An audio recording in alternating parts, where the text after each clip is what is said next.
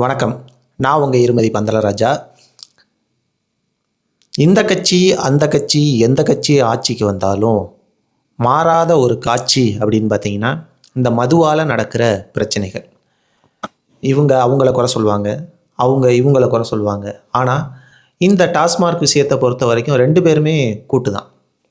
முன்னாடி 90 கிட்ஸ் காலத்தில் எப்படி நம்ம செய்தி பார்த்துருப்போம், குடி போதையில் மனைவியை கொன்ற கணவன், குடித்துவிட்டு வந்து கொடுமை செய்ததால் கணவன் தலையில் கல்லை போட்டு கொன்ற மனைவி, குடிபோதையில் பெண்ணை சீரழித்த வாலிபர், குடிபோதையில் ஒருவரை ஒருவர் தாக்கி கொண்டு உயிரிழந்த வாலிபர்கள். இப்படித்தான் நிறைய செய்திகள் வந்திருக்கும் 90 கிட்ஸ் காலத்தில். ஆனால் இப்போ வர்ற செய்திகள் அப்படின்னு நீங்கள் பார்த்தீங்கன்னா ரொம்ப மோசமாக இருக்குது. அதாவது இந்த மதுவோட வளர்ச்சி எப்படி போயிட்டுருக்கு அப்படின்னா, நடுத்தர வயதில் இருந்து வாலிபர்கள் கையில் வந்து இன்றைக்கி வந்து மாணவர்கள் கையில் வந்து புழங்குற அளவுக்கு மதுவோட வளர்ச்சி அப்படின்றது அதிகமாகிருக்கு. இன்றைக்கி செய்தியெல்லாம் எப்படி வருது, பள்ளி வகுப்பறையில் மது அருந்திய மாணவிகள், பள்ளிக்கு மது அருந்தி வந்த மாணவர்களை தட்டி கேட்டதால் மது பாட்டிலால் ஆசிரியர் மண்டையை உடைத்த மாணவர்கள். கடந்த ஓராண்டில் மட்டும் இப்படி நிறைய செய்திகள். பள்ளிக்கு வந்து மது கொண்டு வந்த மாணவர்கள் பிடிபட்டு சஸ்பெண்ட் ஆனாங்க, பள்ளிக்கு வந்து மது அருந்திட்டு வந்த மாணவர்கள் பிடிபட்டாங்க, மது அருந்திட்டு வந்த மாணவனை தட்டி கேட்டதால் ஆசிரியர்களுக்கு வந்து கத்தி குத்து, மண்டை உடைப்பு, மாணவர்கள் மது குடித்துவிட்டு ஒருத்தர் தாக்கிக்கிட்டாங்க, மாணவர் மது போதையில் சாலையில் தள்ளாடுறாரு. இப்படி நிறைய செய்திகளை நம்மளால் பார்க்க முடியுது இன்றைய காலகட்டத்தில். அந்த அளவுக்கு மது போதையோட தாக்கம் மாணவர்கள் மத்தியில் அதிகமாகிருக்கு. இப்போ நான் சொன்னது கடந்த 1 வருஷத்தில் மட்டும் வெளிவந்த செய்திகள். 5 வருஷத்தை தோண்டி பேச ஆரம்பித்தோம்னா இந்த வீடியோவுக்கு மெமரி பத்தாது.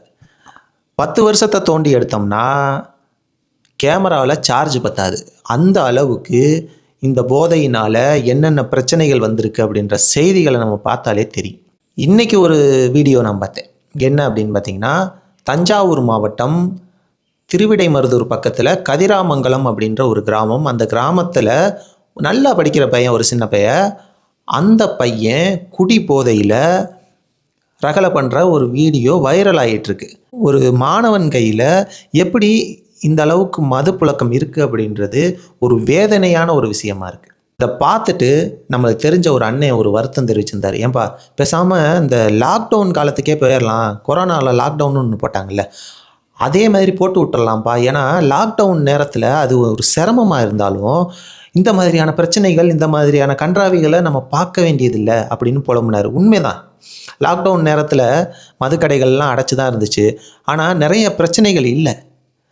இந்த மதுவுனாலேயே முக்காவாசி பிரச்சனைகள் வருது. கேட்டால் என்ன சொல்லுவாங்க, மதுவெல்லாம் வந்து டக்குன்னு நிப்பாட்ட முடியாது, மது விலக்கெல்லாம் டக்குன்னு கொண்டு வர முடியாது, குடித்தவெல்லாம் அப்படியே கை நடுங்க ஆரம்பிச்சிடும், செத்துருவாங்க அப்படின்ற மாதிரியான கட்டுக்கதையெல்லாம் சொல்லுவாங்க.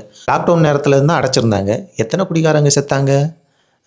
இதெல்லாம் சும்மா ஒரு கட்டுக்கதை. அதாவது இந்த ருசி கண்ட பூனை சும்மா இருக்காதுன்னு சொல்லுவாங்களே, அது மாதிரி டாஸ்மார்க் வருமானத்தை பார்த்த இந்த அரசாங்கமும் சும்மா இருக்காது. இது வந்து ஆளுங்கட்சியாக இருந்தாலும் சரி, ஆண்ட கட்சியாக இருந்தாலும் சரி. ஏன்னா இதில் வருமானம் பார்த்துட்டாங்க, இதை கண்டிப்பாக மூட மாட்டாங்க. நான் என்ன சொல்கிறேன், முழுசாக வந்து மது விலக்கு கொண்டு வாங்க அப்படின்னு சொல்லலை. ஆனால் இந்த மது அப்படின்றது மாணவர்கள் கையில் புழக்கமாகாமல் பார்த்துக்குங்க. மாணவர்கள் கையில் இந்த மது புழக்கம் அதிகமாக இருக்குன்னா அதை தடுக்கிறதுக்கு என்ன வழி அப்படின்றத பாருங்கள் அப்படின்றது தான் என்னோட ஒரு சின்ன கோரிக்கையாக இருக்குது. மதுவை ஒழிக்க முடியாது, ஆனால் அது மாணவர்கள் கைக்கு போகிறத தடுக்கலாம். அது யார் கையில் இருக்குது? அரசாங்கத்து கையில் தான் இருக்குது. நீங்கள் ஆட்சியில் இருக்கிறவங்களா இருந்தாலும் சரி, இனி ஆட்சிக்கு வரப்போகிறவங்களா இருந்தாலும் சரி, மது பாட்டில்கள் மாணவர்கள் கைக்கு எளிதாக போய் சேர்றதை மட்டும் தடுக்கிற மாதிரி ஏதாவது வழிவகை பண்ணால் நல்லாயிருக்கும் அப்படின்றது என்னோட ஒரு சின்ன கருத்தாக இருக்குது. மேலும் ஒரு நல்ல வீடியோவில் உங்களை வந்து சந்திக்கிறேன். அதுவரை உங்களிடமிருந்து விடைபெறுவது உங்கள் இருமதி பந்தலராஜா. நன்றி, வணக்கம்.